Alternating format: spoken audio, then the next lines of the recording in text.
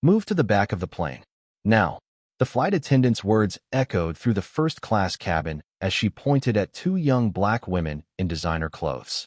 What she didn't know was that she had just made the biggest mistake of her career. The passengers she was humiliating were the Obama daughters, and in 2 hours, their father would board this very plane to address what had happened. What happened next became a masterclass in dignity, justice, and the ripple effects of both racism and courage that are still being felt today. Welcome to Stories of Black Lives. Before we dive into these powerful stories about respect, justice, and hope, please let us know in the comments which country you're watching from today. If you want to see more stories like this, hit that subscribe button. And please don't forget to like our video.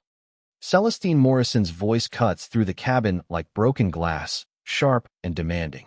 Her perfectly manicured finger points at the two young black women in first class, row 3A and 3B. These seats aren't yours. Malia Obama's hand freezes on her laptop keyboard. Beside her, Sasha's music stops mid-beat as she pulls out her earbuds. The entire first-class cabin falls silent, 12 pairs of eyes turning to watch. Excuse me. Malia's voice stays measured, but her fingers grip the armrest. You heard me, the attendant. Her name tag reads Celestine plants her hands on her hips. Her blonde bob doesn't move as she shakes her head. There's been a mistake. These seats belong to other passengers. A man in a pressed golf shirt leans forward from row 4, his voice carrying that particular tone of someone used to being heard. Finally, I told you something was wrong when I saw them board. But to understand how we got here, how two young women found themselves at the center of a confrontation that would soon involve Secret Service, airline executives, and a former president of the United States, we need to go back 3 hours. Boston's Logan Airport buzzes with its usual controlled chaos this December morning. Holiday travelers drag overstuffed suitcases past gates. Children clutch tablets, playing the same cartoon on repeat. And the smell of overpriced coffee mingles with industrial carpet cleaner. Gate A15 fills steadily for their 11:45 a.m. flight to Miami. Malia adjusts her baseball cap lower, a practiced movement she's perfected over years of trying to blend in. At 25, she's learned to navigate public spaces with a careful balance. Friendly enough not to seem aloof, distant enough to discourage long conversations. Her sister Sasha, 2 years younger, scrolls through her phone, occasionally showing Malia something that makes them both laugh quietly. They travel light, just carry-ons and backpacks. Their Secret Service detail maintains a professional distance. 2 agents positioned strategically near the gate. After years of protection, the Obama sisters have developed an almost telepathic communication with their security team. A slight nod means everything's fine. A subtle hand gesture means create some space. Before you hear the rest of this story, and trust me, you'll want to hear how this ends, take a moment to subscribe to our channel and drop a comment below telling us where you're watching from. Are you at home on your commute? We love knowing our community spans the globe, all connected by stories that matter. Thornton Ashford checks his Rolex for the 3rd time in 5 minutes. 62 years old, recently retired from running a manufacturing company, he's not used to waiting. His wife, Beverly, fans herself with the boarding pass despite the airport's aggressive air conditioning. I still don't understand why we couldn't take the company jet, Beverly says. Not for the first time. Because I don't own the company anymore, remember? Thornton's tone carries an edge of bitterness. Retirement wasn't entirely his choice. The board suggested it was time for fresh leadership. 30 years building that company, and they ease him out with a golden parachute and a pat on the back. First class is fine, Beverly says, though her tone suggests otherwise. At least we're in the front. Thornton grunts, watching the gate area fill. His eyes narrow as he notices the 2 young black women sitting in the corner, both wearing baseball caps and keeping to themselves. Something about them seems familiar, but he can't place it. He's about to dismiss the thought when he notices something else. 2 men in dark suits positioned nearby, their eyes constantly scanning the crowd. Security? He mutters to Beverly. What? Those 2? They're obviously security. Probably some celebrity. Beverly cranes her neck. Oh, maybe it's someone famous. Remember when we saw that actor in Miami? But Thornton's mind goes elsewhere. In his experience, security means money. Money means power. And in his world, power has always looked a certain way. Celestine Morrison has been a flight attendant for 15 years, and she prides herself on reading passengers before they even board. Business travelers want efficiency. Families need patience. First-time flyers require reassurance. She's good at her job, or at least she thinks she is. Standing at the gate, she watches the priority boarding line form. Her eyes catch on the two young women who move with a certain confidence that makes her frown. They're young, dressed casually in designer athletic wear that Celestine recognizes from her daughter's wish list. The kind of clothes that cost more than they should for what they are. Probably influencers, she says to Gabriel, her colleague, working the gate. Maybe, Gabriel responds, scanning boarding passes. We've got a pretty full flight. Couple of upgrades cleared last minute. Celestine's frown deepens. She's seen it before. Young people using points or upgrades to sit in first class, taking seats from real passengers who paid full price.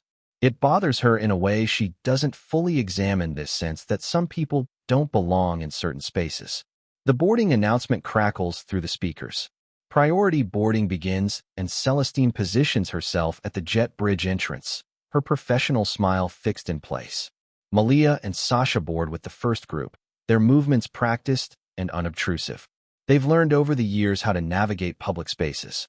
Keep your head down, but not too far down. Move with purpose, but don't rush. Be polite, but don't invite conversation. Good morning, Malia says to Celestine, handing over her boarding pass. Celestine scans it, and her eyebrows rise slightly. First class seats 3A and 3B. She looks at the young woman more carefully, taking in the expensive sneakers, the designer backpack, the subtle but quality jewelry. Upgraded? Celestine asks, her tone suggesting she already knows the answer. No, Malia responds, simply taking her boarding pass back. Celestine watches them walk down the jet bridge, something nagging at her. She turns to Gabriel. Did you see their names? Gabriel shrugs. Didn't pay attention. What? No reason. But Celestine's mind is already working, creating a story about who these young women might be, how they might have gotten those seats. Thornton and Beverly board minutes later, Thornton's mood improving slightly when Celestine greets him with appropriate difference. Mr. and Mrs. Ashford, welcome aboard. You're in 4A and 4B today. Thornton had specifically requested 3A and 3B when booking. His assistant had assured him the seats were confirmed. When he enters the first-class cabin, he sees they're already occupied. The two young women from the gate area are settling in. The one by the window pulling out a laptop covered in stickers. The other untangling earbuds. Thornton's jaw tightens. Excuse me, he says to Celestine, who's helping another passenger with overhead luggage. There seems to be a mistake. We were supposed to be in row 3. Celestine checks her tablet. I show you in 4A and 4B, Mr. Ashford. That's wrong. Check again. Celestine's fingers move across the screen. The system shows 3A and 3B were assigned 3 weeks ago. Your seats are definitely 4A and 4B. Thornton's face reddens. 3 weeks ago. His tickets were purchased 2 months ago. He looks again at the two young women, now both absorbed in their devices, seemingly oblivious to his presence. This is unacceptable, he says, his voice rising enough that several passengers look up. I want to speak to someone in charge. Celestine feels a familiar alliance forming, the kind that happens when a passenger she perceives as important shares her unspoken suspicions. Let me see what I can do, Mr. Ashford. Please take your seats for now, and I'll look into this. Thornton sits heavily in 4A, his anger simmering. Beverly pats his arm. It's just 1 row back, honey. It's the principal, Thornton mutters, pulling out his phone. He starts typing an email to the airline's customer service, his fingers jabbing at the screen. Behind them in row 7 sits Eleanor Frost, a retired high school principal who's been watching the interaction with interest. At 71, she's seen enough in her life to recognize certain patterns. The way Thornton looked at those young women, the flight attendants' eager compliance, the assumptions being made. Eleanor taught in Boston public schools for 40 years. She's seen brilliant students dismissed because of their skin color, watched potential wither under the weight of others' expectations. She retired 5 years ago, but the teacher in her never really left. She watches Celestine lean in to whisper something to another flight attendant, both of them glancing toward row 3. Eleanor's stomach tightens with familiar dread. The plane fills steadily. In row 12, Darius Sterling, no relation to the author, A joke he's tired of making, settles in for what he hopes will be an uneventful flight. A software engineer heading to a tech conference. He's got code to review and little patience for drama. But even he notices the tension in first class, the way the flight attendants keep conferring, shooting looks toward the front of the cabin. In the last row of first class, Victoria Chambers adjusts her reading glasses and opens her Kindle. A retired federal judge, she's looking forward to losing herself in a mystery novel for the 5-hour flight. But her trained ear picks up the undercurrent of conflict, the particular frequency of brewing trouble she learned to recognize during 30 years on the bench. The cabin door closes, and the plane pushes back from the gate. The safety demonstration begins, but Celestine's mind is elsewhere. She's convinced herself something isn't right about those two young women in 3A and 3B. They're too young for first class, too casual, too. Something she won't name, but feels with conviction.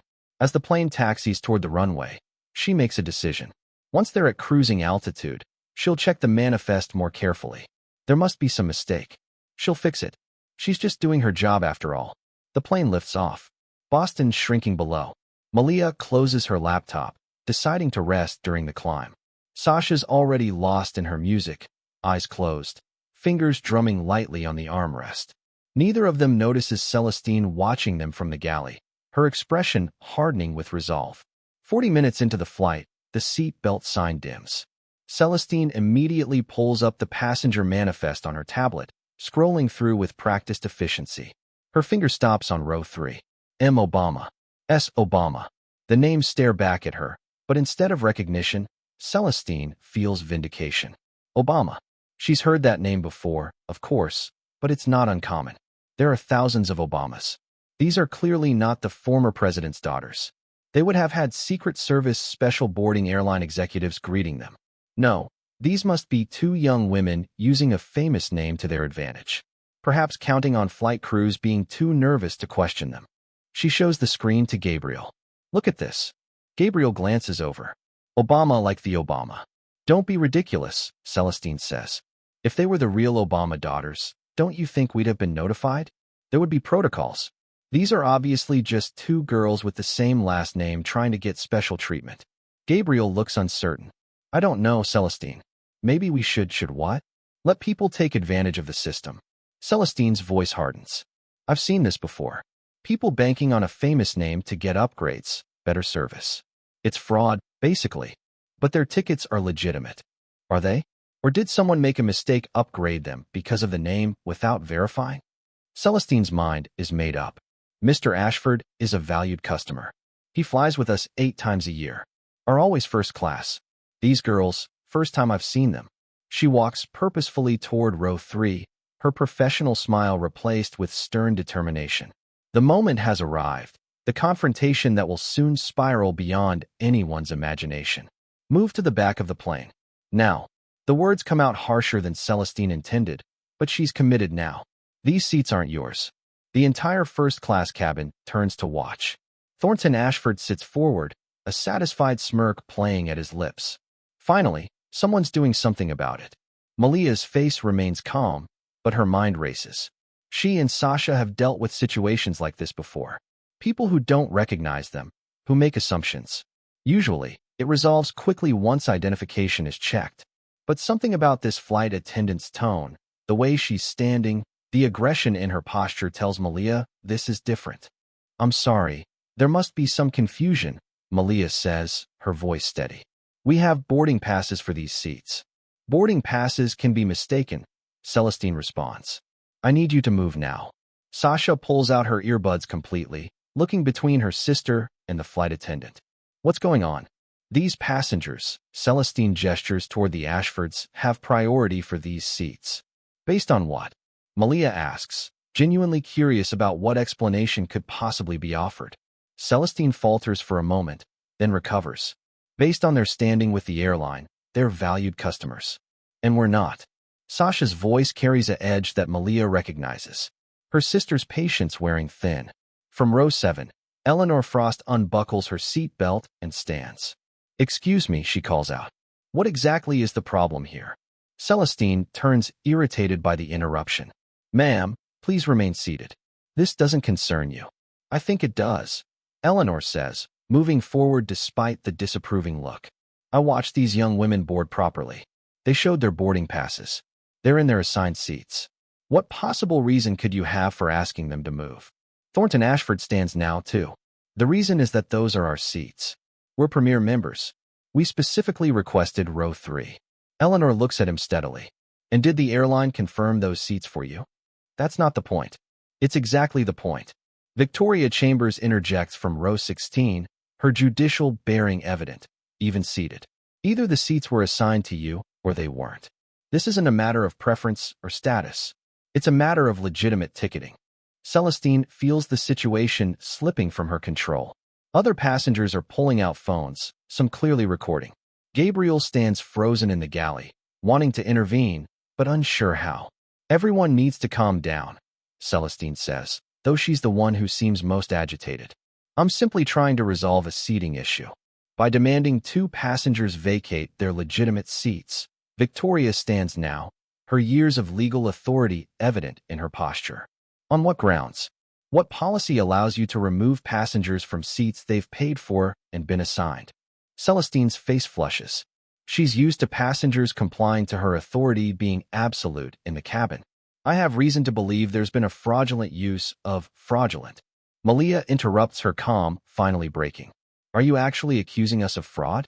The word hangs in the air like a challenge. Several passengers gasp. More phones come out. From the back of first class, Darius Sterling speaks up. You know, I can see the passenger manifest on my airline app. Want me to check who's actually supposed to be in those seats? That won't be necessary, Celestine says quickly. But Darius is already scrolling. Huh. He says, M. Obama and S. Obama seats 3A and 3B booked 3 weeks ago, fully paid confirmed. He looks up. Seems pretty clear-cut to me. Thornton's face darkens. Obama? They're claiming to be. We're not claiming anything, Sasha says firmly. We're just trying to fly to Miami in the seats we paid for. Celestine sees her mistake now, but can't back down. She's gone too far. Made too many accusations. I still need to verify their identification. Did you verify his? Eleanor points to Thornton. Or did you just take his word that he deserved those seats? The question lands like a slap.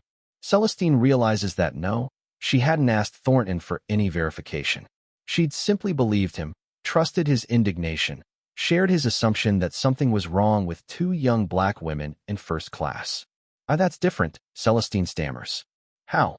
Victoria asks, her voice carrying the weight of countless similar moments she's witnessed in courtrooms. How exactly is it different?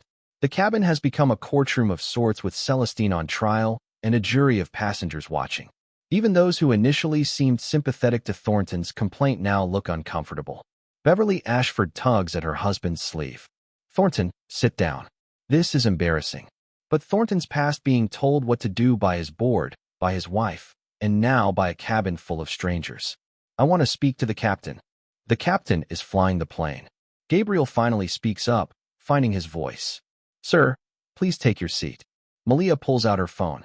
I'm calling our, she pauses, choosing her words carefully. Our travel coordinator. Celestine lunges forward. You can't use your phone during flight. We're at cruising altitude. Darius calls out. Phones are allowed in airplane mode, and she can use Wi-Fi calling. Malia is already dialing. The phone rings once before a familiar voice answers. Not their father, but someone else. Someone expecting this call because the Secret Service agents on board have already alerted the situation through their own channels. Miss Obama, we're aware of the situation. Help is on the way. Celestine hears only Malia's side. Yes, no, we're fine. The flight attendant is insisting we move from our seats. She's accused us of fraud. The word fraud seems to echo through the cabin again. Celestine's hands shake slightly. Some part of her recognizes she's made a terrible mistake, but she's trapped by her own momentum. I need to see your identification, she says again, as if this will somehow vindicate her actions. Malia reaches for her wallet, but Sasha stops her. No, we don't have to show you anything. We showed our boarding passes. That's all that's required. She's right. Of course, Victoria Chambers knows it. Eleanor Frost knows it. Even some of the passengers who initially supported Thornton know it. But Celestine has convinced herself this is about something bigger, about order, about rules, about things being the way they're supposed to be. The plane continues its westward journey, but inside the cabin, time seems suspended. The confrontation has drawn battle lines, revealed assumptions, exposed the fault lines that run through every public space in America. Take a moment, if you're still with us, to subscribe to our channel and let us know in the comments where you're watching from. Are you surprised by how this is unfolding? Have you witnessed something similar? Your stories matter to us. In the cockpit, Captain Felix Rodriguez receives an unusual message from ground control. He reads it twice, hardly believing what he's seeing. He turns to his co-pilot, Sophia Chun. "We have a situation in the cabin," he says carefully. "Apparently, someone is trying to remove the Obama daughters from their seats." Sophia's eyes widen. The Obama daughters, as in President Obama's daughters. That's what ground control is indicating. Secret Service is involved. Felix unbuckles. "Take the controls. I need to handle this personally." He moves through the cockpit door with the authority that comes from 25 years of flying, 15 as a captain. The first thing he notices is the cluster of people standing in first class. Never a good sign. The second thing he notices is Celestine, red-faced and defensive, confronting two young women who look remarkably composed given the circumstances. "What's going on here?" His captain's voice cuts through the tension. Celestine spins around, relief flooding her face. "Captain, thank God. You have a situation with these passengers, the Obama sisters?" Felix asks directly. The cabin goes completely silent. Celestine's mouth opens and closes like a fish gasping for air. "I what? No, they're not. They can't be." Felix looks at Malia and Sasha. Miss Obama, I apologize for this disturbance. Are you both all right?" Malia nods. "We're fine, Captain. There seems to be some confusion about our seats." "There's no confusion," Felix states firmly. "You're in your assigned seats. Celestine, I need to see you in the galley now." Celestine follows him, her legs unsteady. Thornton Ashford sinks into his seat, his face transitioning from red to pale. The reality of what's happening, what he's participated in, begins to dawn on him. In the galley, Felix's voice is low but firm. "Do you have any idea what you've done? I thought they looked so young in the name. I didn't think they were really. You didn't think that's the problem. You made assumptions based on what? Their age, their race." Celestine can't answer because any answer would confirm what she doesn't want to admit about herself. Secret Service is already aware of this situation. Felix continues. "Ground control is involved. This is now a federal matter." The blood drains from Celestine's face. "Federal? You attempted to remove protected individuals from their seats based on what exactly? A customer complaint? Your own prejudices." Meanwhile, back in the cabin, Eleanor Frost has moved to sit across the aisle from Malia and Sasha. "I'm so sorry you had to experience this," she says softly. "I taught high school for 40 years. I've seen too much of this kind of thing." Sasha manages a small smile. "Thank you for speaking up. Not everyone does.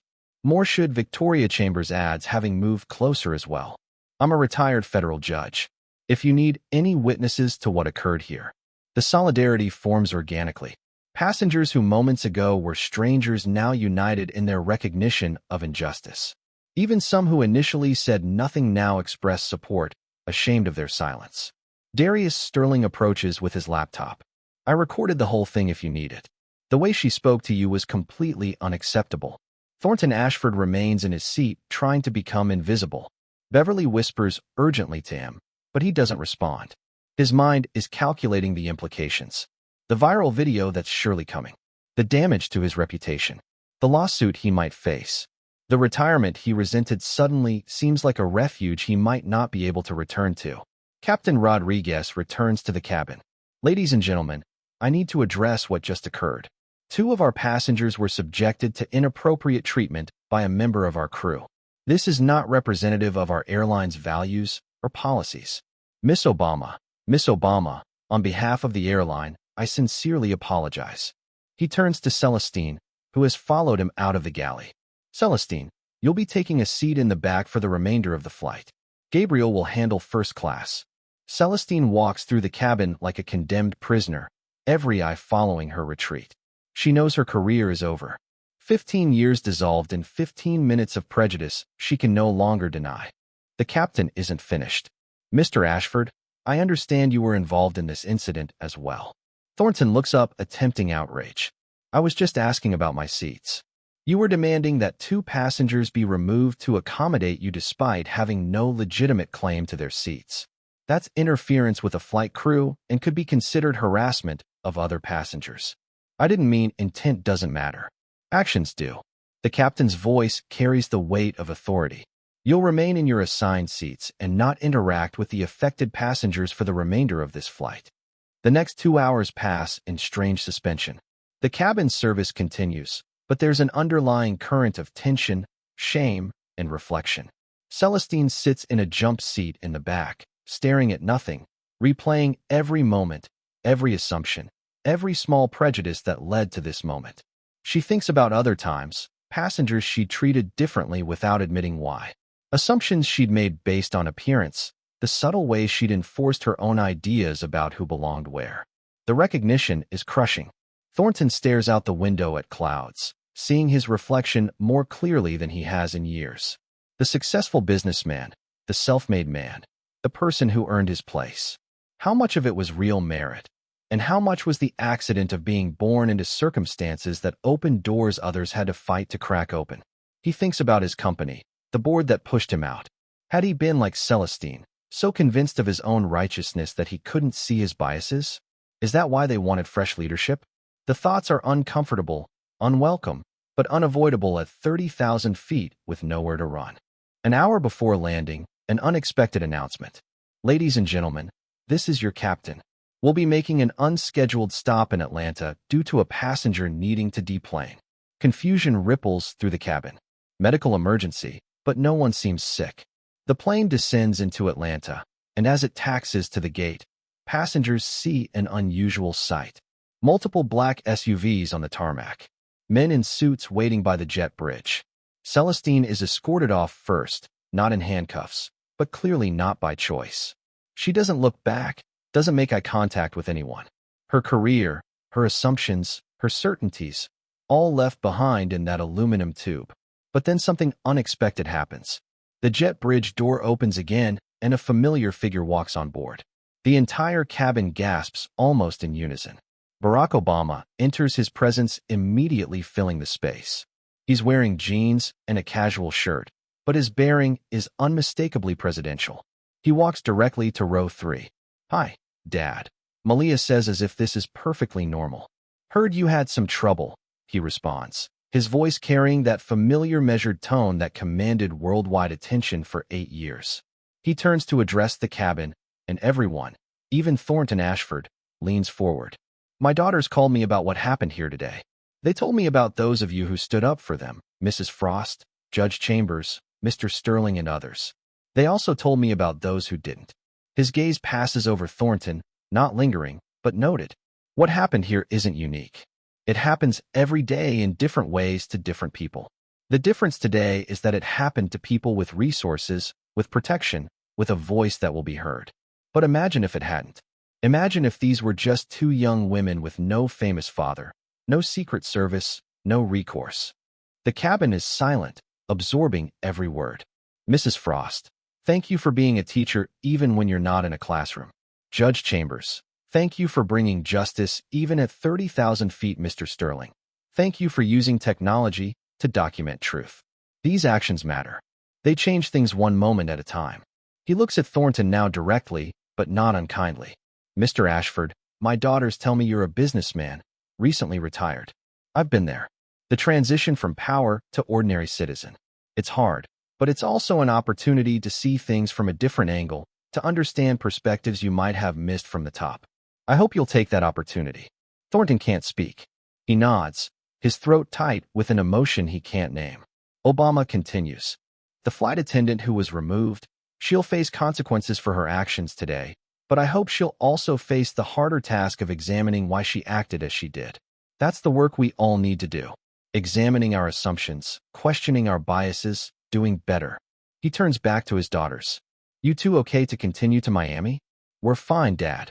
Sasha says, "You didn't have to come." "Of course I did. That's what fathers do." But also he smiles that famous smile. "I wanted to see if what happened here could become a teaching moment, not just for this cabin, but for everyone who will hear this story."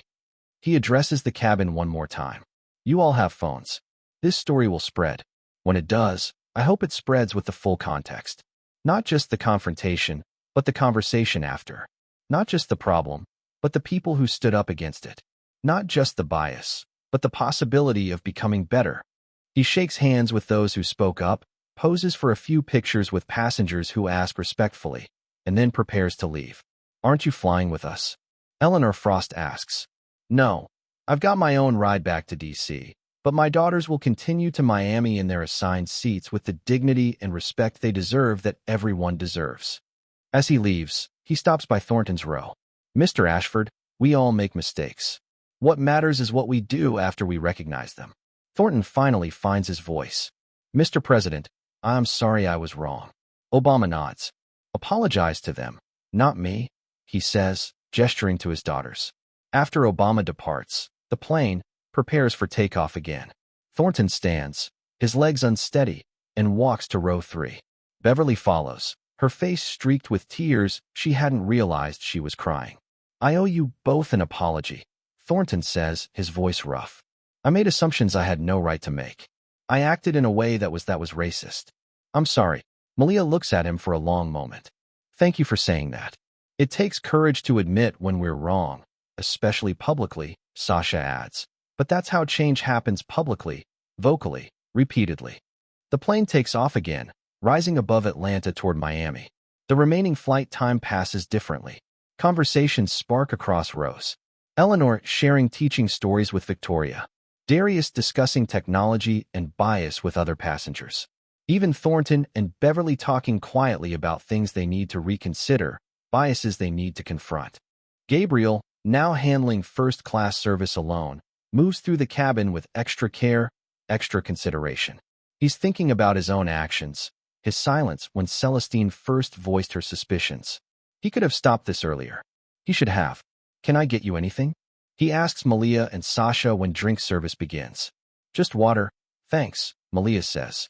And Gabriel, it's not your fault, but next time speak up sooner. He nods, understanding the weight of that advice. As the plane crosses into Florida airspace, Victoria Chambers stands and addresses the cabin one more time. If I may, as someone who spent 30 years in law, I want to say something. What we witnessed today was wrong, but what we did about it matters more. Every one of us has the power to interrupt injustice when we see it. Use that power. The landing in Miami is smooth. As passengers prepare to deplane, there's an unusual energy. Not the typical rush to grab bags and push forward, but something more thoughtful. People exchange contact information, promise to stay in touch to remember this flight. Thornton and Beverly are among the last to leave. As they pass row 3, Thornton stops once more. I'm going to do better, he tells the Obama sisters. I promise you that. Don't promise us. Malia responds. Promise yourself, promise your community, and then actually do it. The sisters deplane to find a small crowd of airline executives waiting, full of apologies and offers of compensation. They decline most of it, asking instead that the airline institute better training, better policies, better practices. This isn't about free flights or upgrades, Sasha explains. It's about making sure this doesn't happen to the next person who doesn't have a famous father or Secret Service protection. In the weeks that follow, the story does indeed spread. Video from multiple passengers goes viral, but so does the conversation after Obama's words, the passengers' interventions, the apologies, and promises to do better. Celestine, facing termination and public shame, enters counseling. She writes a public letter acknowledging her actions, her biases, and her commitment to change. It's painful, humbling work, but necessary. Thornton and Beverly return to Boston. Changed. Thornton starts volunteering at a youth center in a predominantly black neighborhood, not as a savior, but as someone learning. He listens more than he talks, learns more than he teaches. Beverly joins a racial justice book club, uncomfortable at first, but committed to the discomfort of growth. Eleanor Frost returns to occasional substitute teaching, now incorporating lessons about standing up to injustice into every classroom she enters. Victoria Chambers comes out of retirement to lead judicial training on implicit bias. Darius Sterling develops an app for documenting discrimination. Inspired by that flight, Gabriel gets promoted to lead flight attendant, but only after completing extensive training on bias and discrimination. He becomes known for his zero-tolerance policy on passenger harassment, never forgetting his silence that day. The Obama sisters continue their lives, their work, their travels, but they carry with them the memory of strangers who became allies of a moment when people chose to stand up rather than stand by. 6 months later, Eleanor Frost receives a letter. It's from Malia Obama thanking her again for her intervention. But there's more. Mrs. Frost, you said you were a teacher. I want you to know you still are. That day you taught everyone on that plane something about courage, about speaking up, about doing what's right, even when it's uncomfortable. Those are lessons that lasted long after we landed. Eleanor frames the letter, hanging it next to her teaching awards. Of all her accomplishments in education, this one means the most. The lesson taught at 30,000 feet when she wasn't even trying to teach, just trying to be human. Thornton Ashford's story takes an unexpected turn. His volunteer work at the youth center leads to him funding a scholarship program for underprivileged students interested in business. He names it the Row 3 Scholarship, a reminder of where his real education began. At the first scholarship ceremony, he tells the story of the flight, his shame visible, but his growth evident. I spent my whole career thinking I'd earned everything I had through merit alone, he tells the young recipients. But I never acknowledged the advantages I started with. The doors that opened for me that stayed closed for others. This scholarship is about opening those doors. One of the recipients, a young black woman named Jasmine, raises her hand. Mr. Ashford, what made you finally see it? Thornton thinks for a moment. Being forced to see myself through other people's eyes. Having someone I dismissed as not belonging turn out to be more dignified, more accomplished, more gracious than I'd ever been. Sometimes we need our assumptions shattered publicly to rebuild them properly. Celestine's journey is perhaps the hardest. Unemployable in aviation, she takes a job at a community center working with immigrant families. Every day she faces her own prejudices, her own assumptions. Every day she tries to do better. A year after the flight, she encounters Sasha Obama at a charity event. Her first instinct is to hide to avoid the shame, but she forces herself forward. Miss Obama, I don't expect you to remember me, Celestine. Sasha says simply, the flight attendant. Celestine nods, unable to speak for a moment. I wanted to say, I've been working on myself, learning, trying to understand why I did what I did and making sure I never do it again. Sasha studies her for a long moment. Growth is hard, but it's necessary. I'm glad you're doing the work. It's not forgiveness exactly, but it's acknowledgement. Celestine takes it as the gift it is. The ripple effects continue. The airline implements new training programs featuring the video from that flight as a case study and what not to do. Other airlines follow suit.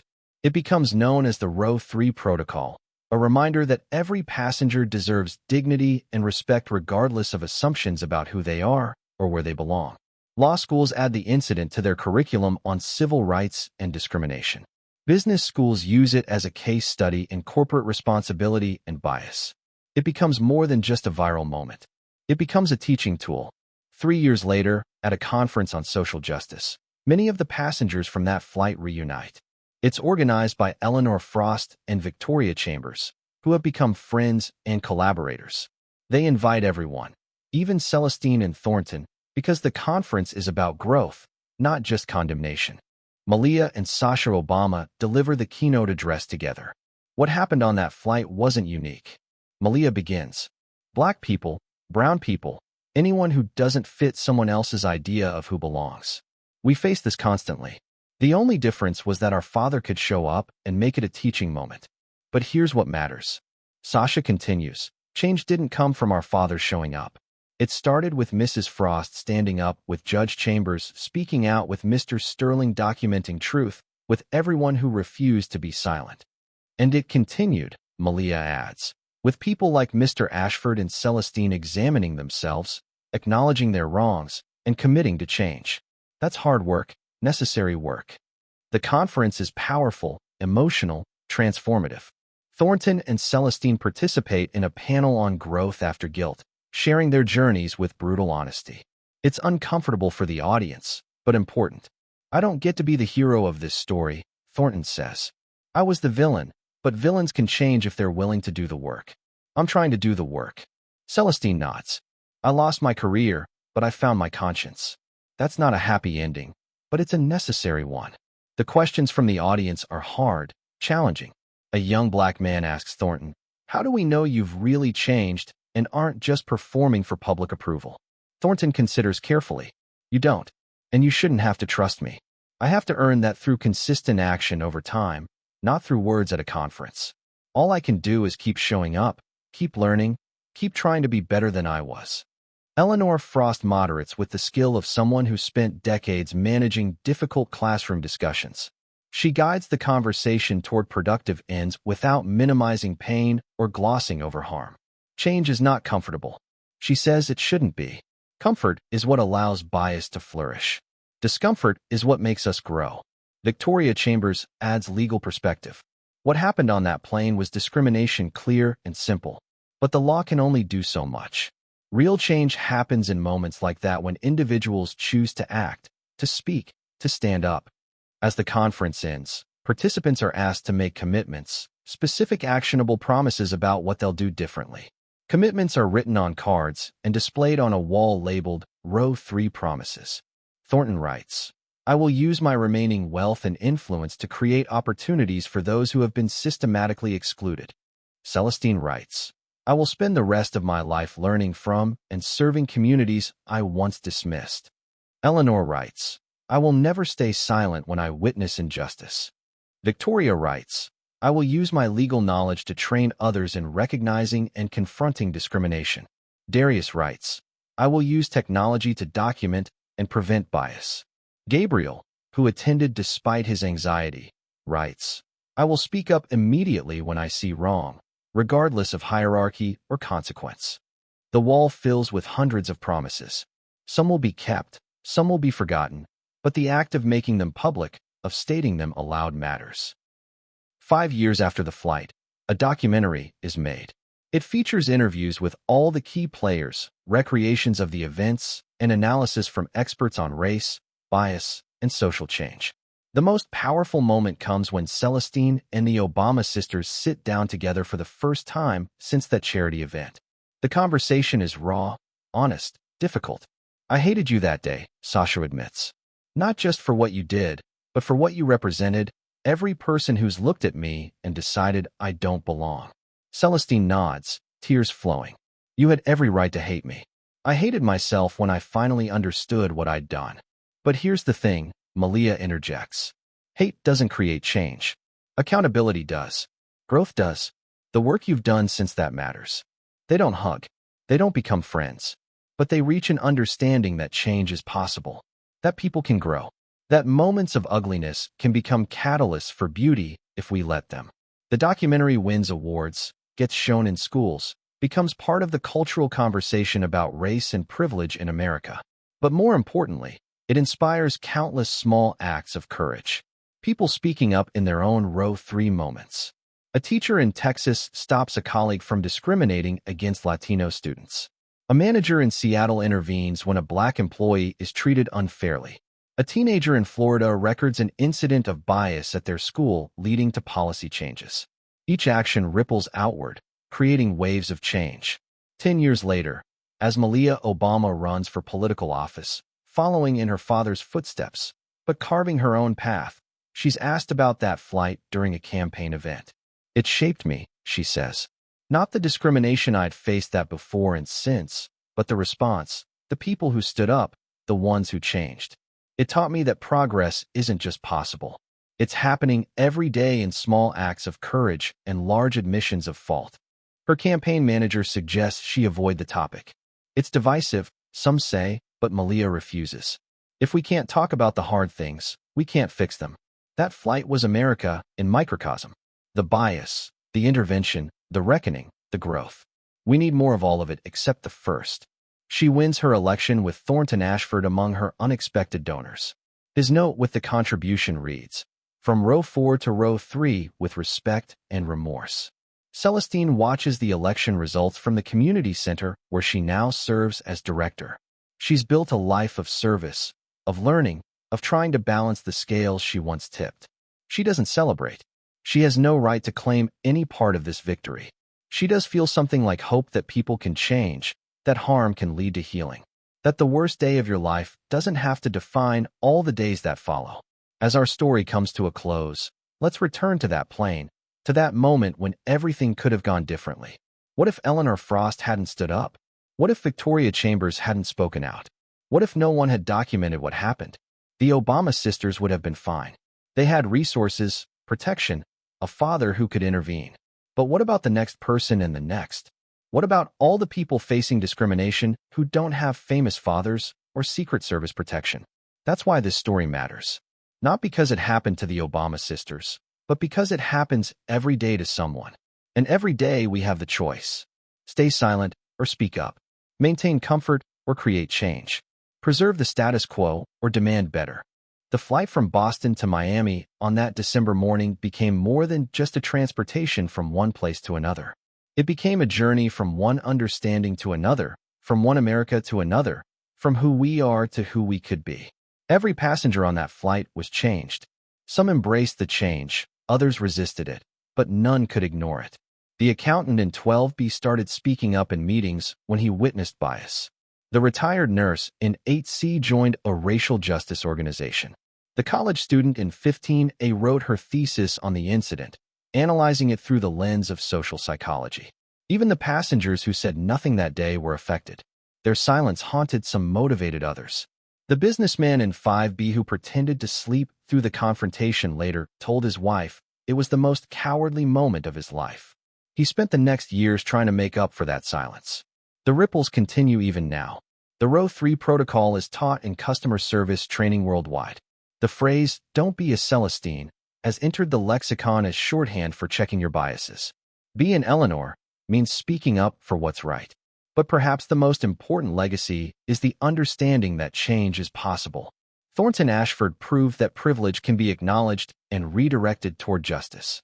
Celestine proved that even deep-seated prejudice can be confronted and overcome. The passengers proved that ordinary people can do extraordinary things when faced with injustice. As you finish this story, we ask you to think about your own Row 3 moments. When have you witnessed discrimination? What did you do? What will you do next time? Because there will be a next time. There always is. Comment below and tell us what would you have done on that flight. Have you experienced your own Row 3 moment? Where are you watching from? And what does this story mean in your community? And if you haven't already, subscribe to our channel, not just for more stories, but to be part of a community committed to bearing witness, speaking truth, and creating change. The plane that took off from Boston that December morning carried 42 passengers. It landed in Miami with 42 changed lives. Some changes were small, a shifted perspective, a questioned assumption. Others were fundamental. Careers ended. New purposes found. Entire world views reconstructed. But every change mattered. Every person who left that plane different than they boarded it became a seed of possibility in their own community. The math is simple but powerful. 42 people, each touching dozens of other lives. Each of those touching dozens more, the ripples expand exponentially. That's how change happens. Not in grand gestures or sweeping legislation, though those matter too, but in moments, in choices, in the decision to stand up, speak out, or sit down and listen. In the harder decision to look at yourself honestly and commit to being better. Celestine now tells her story to new employees at the community center, using her shame as a teaching tool. "I was so sure I was right," she tells them. "That certainty blinded me to my own bias." Always question your certainty, especially when it involves deciding who belongs and who doesn't. Thornton speaks at business schools. His message unwelcome to some, but necessary for all. Success can insulate you from reality. He says, the more power you have, the more important it is to examine how you use it and who benefits from it. Eleanor Frost, now in her late 70s, still substitutes occasionally, but she's also written a book, Standing Up at Any Age, a teacher's guide to everyday activism. It's become required reading in several education programs. Victoria Chambers came out of retirement fully, establishing a nonprofit that provides legal support for discrimination victims. She named it the Row 3 Foundation, and both Obama sisters serve on its board. Darius Sterling's documentation app has recorded thousands of incidents, creating a database that researchers use to track patterns of discrimination and design interventions. Gabriel became one of the airline industry's most respected trainers on bias and discrimination. He never forgets to tell his trainees, "Your silence is complicity." I was silent once. The cost was too high. The airline itself underwent a complete cultural transformation. The CEO, who initially wanted to minimize the incident, instead made it the centerpiece of a massive reform effort. "We failed that day," he said at the announcement. "But failure can be the beginning of success if you learn from it." They did learn. Their new policies became industry standard. Their training videos featuring actual footage from that flight are watched by millions of customer service employees worldwide. But the most powerful moment might have come years later at Sasha Obama's wedding. Among the guests, surprisingly, were Eleanor Frost and Victoria Chambers. During the reception, Sasha made an unexpected toast. "I want to thank some special guests. Two women who didn't know me but stood up for me when it mattered. Mrs. Frost and Judge Chambers, you taught me that strangers can become allies, that courage is contagious, and that justice isn't just about laws. It's about people choosing to act." The room erupted in applause, but Eleanor and Victoria simply nodded, tears in their eyes. They hadn't acted for recognition or reward. They'd acted because it was right. But seeing the impact, seeing how one moment of courage created countless others, that was reward enough. As the years pass, the story of Flight 327 from Boston to Miami becomes legend, but also lesson. It's studied in schools, referenced in courtrooms, cited in diversity training. But most importantly, it lives in the actions of those who hear it and think, "Next time I'll speak up. Next time I'll do better. Next time I'll be brave." Because that's the ultimate message of Row 3. We all have power. The power to perpetuate prejudice or interrupt it. The power to remain comfortable or create change. The power to be Celestine at the beginning of the flight or Eleanor standing up. Victoria speaking out. Thornton acknowledging wrong. Celestine committing to growth. The choice is ours. Every day in countless small moments, we choose who we are and who we're becoming. We choose whether to assume or ask, whether to dismiss or discover, whether to maintain or transform. The Obama sisters continued their lives, achieving their own successes separate from their father's legacy, but informed by that day on the plane. Malia's political career focused on civil rights and social justice. Sasha became a documentary filmmaker telling stories of ordinary people doing extraordinary things. In one of her documentaries, Sasha interviewed Celestine 15 years after the flight. "Do you forgive yourself?" Sasha asked. Celestine thought for a long moment. "No, but I've learned to live with myself, to use my shame productively, to make sure my worst moment leads to others' better moments." "And has it?" Celestine smiled sadly. "You'd have to ask them. All I know is I try every day to be better than I was that day. That's all any of us can do. Try to be better today than we were yesterday." The documentary ends with footage from that flight. Grainy phone videos showing the confrontation, the intervention, the resolution. But the final image is unexpected.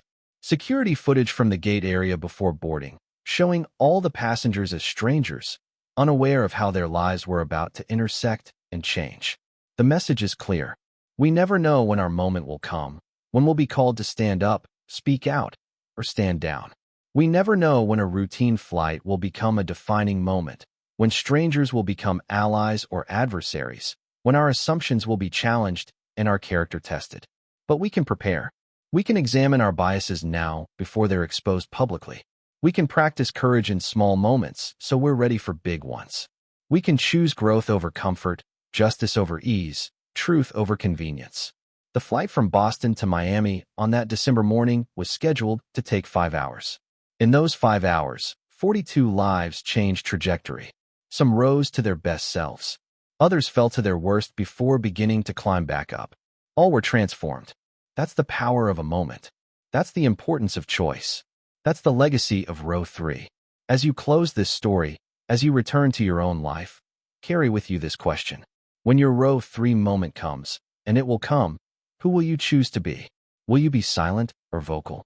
Complicit or courageous? Will you assume or inquire? Will you maintain the status quo or demand better? The choice is yours. It always has been. It always will be. And in that choice lies the power to change not just a flight, not just a day, but the trajectory of countless lives, starting with your own. Thank you for joining us on this journey. Thank you for witnessing this story. Thank you for considering its implications for your own life. Subscribe to our channel if you haven't already. Comment below with your thoughts, your own experiences, your commitments to action.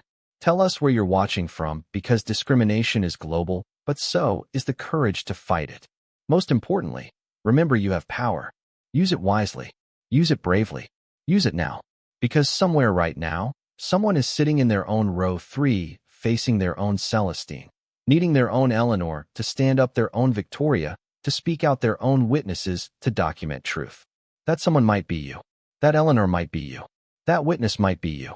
The question isn't whether you'll face your row 3 moment. The question is, when you do, who will you choose to be?